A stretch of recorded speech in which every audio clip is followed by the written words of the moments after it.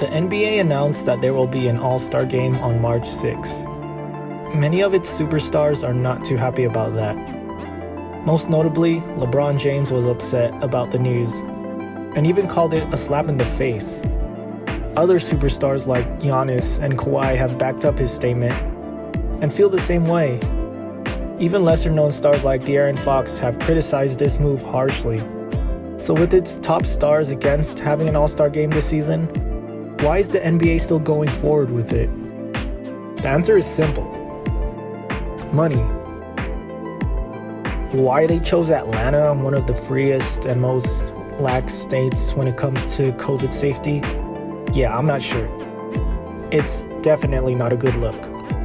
Of course, having an All-Star game amidst a pandemic is not the smartest thing to do. But guess what? Neither is having an NBA season where players are traveling all across the country.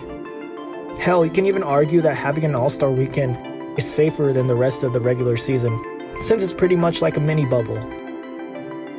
The safest thing to do is to stay at home and not play basketball. The next safest thing would be to play in a bubble environment.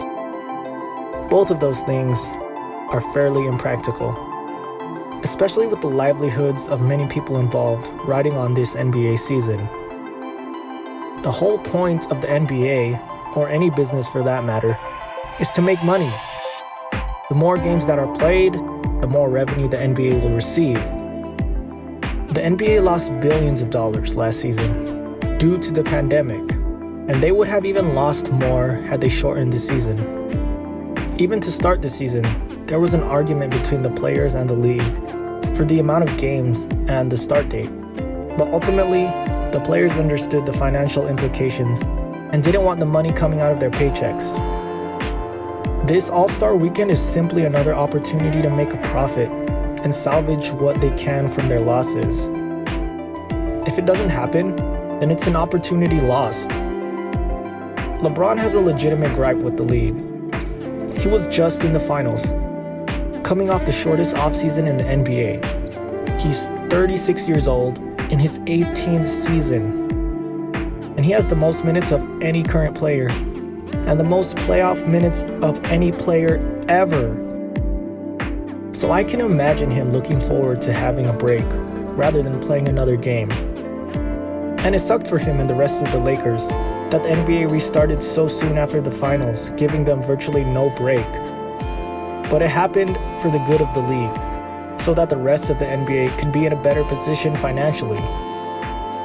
The same thing is happening now. Does it suck that LeBron and other superstars that played deep into the playoffs now have to play a glorified scrimmage?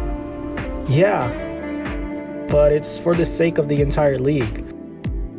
I don't know what dudes like De'Aaron Fox are complaining for. He's young. He didn't even make the playoffs last year, so he doesn't have to worry about the short turnaround. And guess what?